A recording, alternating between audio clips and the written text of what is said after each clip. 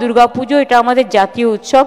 এই উৎসবে তো সবাই নিজের মতো করে করেন, এবং ইউনেস্কো যখন ইনট্যাঞ্জেবল আমাদের কালচারাল হেরিটেজ অফ হিউম্যানিটি হিসেবে মর্যাদা দিয়েছে, সেটাকে ধরে রাখার দায়িত্ব আমাদের সকলের।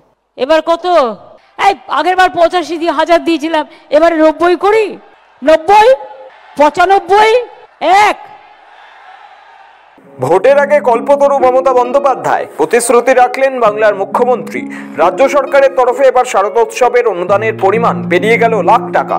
বৃহস্পতিবার পুজো কমিটিগুলির সঙ্গে নেতাজি ইন্ডোর স্টেডিয়ামে বৈঠকে মুখ্যমন্ত্রী মমতা বন্দ্যোপাধ্যায় ঘোষণা করেন, এবছর সমস্ত পুজো কমিটিকে সরকারের তরফে 1,10,000 টাকা করে অনুদান দেওয়া হবে। এবার কত? এই আগের বার 85,000 দিয়েছিলাম, এবারে 90 করি। আচ্ছা দেখি কারা কি চায়। 90, 95, 1। ওকে, 1,10,000।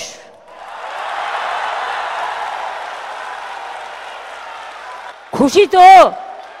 পুজোটা যেন খুশিতে ভরপুর থাকে। মমতার এই ঘোষণায় স্বভাবতই খুশি পুজো উদ্যোক্তারা। সেই সঙ্গে বিদ্যুৎ খরচ 80% কমবে, ফায়ার লাইসেন্স ও যাবতীয় সরকারি ফি মকুব করা হয়েছে। সকলকে দুর্গাপুজোর আগাম শুভেচ্ছা জানিয়ে তিনি আরো ঘোষণা করেন, অক্টোবরের 2, 3, 4 তারিখ বিসর্জন, আর 5ই অক্টোবর হবে বিসর্জনের কার্নিভাল। যেটা হচ্ছে আপনাদের বিসর্জনের দিনটা 2, 3, 4 থাকবে, যার যেদিন ইচ্ছে। কারণ লক্ষ্মী পুজোর আগের দিন আমরা একটা দিনই পাবো, সেটা হচ্ছে 5 অক্টোবর। ওই দিনটা পুজো কার্নিভেল থাকবে। এবং আমাদের পাওয়ার ডিপার্টমেন্টও আছে রাজ্যে, সারা রাজ্য জুড়ে। আগের বার ওরা 75% কনসেশন দিয়েছিল, এবার ওটা 80% করে দেবে। ফায়ার লাইসেন্স সহ সমস্ত সরকারি ফি মকুব করে দেওয়া হলো। গতবারে পুজো কমিটিগুলিকে 85,000 টাকা করে অনুদান দিয়েছিল রাজ্য। এবারে সেই অনুদানের পরিমাণ ক্লাব পিছু আরো 25,000 টাকা করে বাড়ানো হলো।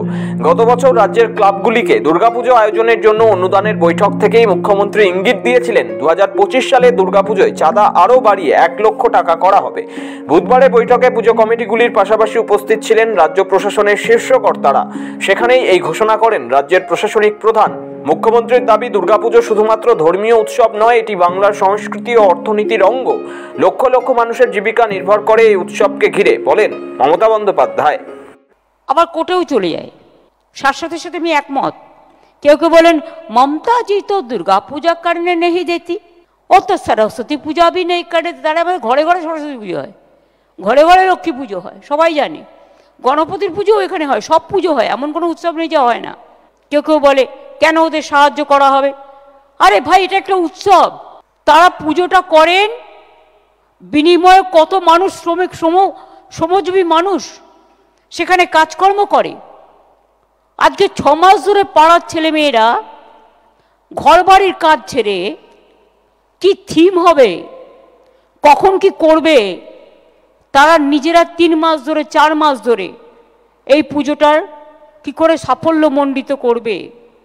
একটা পুজো যেই শেষ হয়ে যায় তখনই তাদের থিম শুরু হয়ে যায়, এবং তারপরে তারা এটা মন প্রাণ দিয়ে করে। 2011 সালে ক্ষমতায় আসার পর থেকে প্রতি বছর দুর্গাপুজোর আগে ক্লাবগুলিকে অনুদান দিয়ে আসছে রাজ্য। প্রথমে 25,000 টাকা দিয়ে শুরু হলেও সময়ের সঙ্গে সঙ্গে সেই অঙ্ক বেড়েছে। করোনা পরিস্থিতিতে তা এক ধাক্কায় পৌঁছয় 50,000-এ। 2022 ও 23 সালে তা দাঁড়ায় 85,000-এ। এবারে সেই অঙ্ক পৌঁছলো 1 লক্ষে।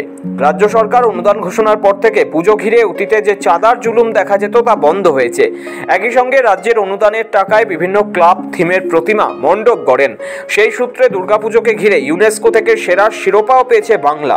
অতীতে এ ব্যাপারে মামলাও গড়িয়েছিল আদালতে, যদিও আদালতে সেই মামলা টেকেনি, কারণ আদালতে রাজ্য জানিয়েছিল দুর্গাপুজোর সঙ্গে বাংলার মানুষের আবেগ সংস্কৃতি জড়িয়ে আছে। অনুদান বন্ধ করে দিলে অনেক পুজো কমিটির পক্ষেই বাংলার এই সংস্কৃতিকে টিকিয়ে রাখা অসম্ভব হয়ে পড়তে পারে। সৌভিক সান্যালের রিপোর্ট, সময়, কলকাতা।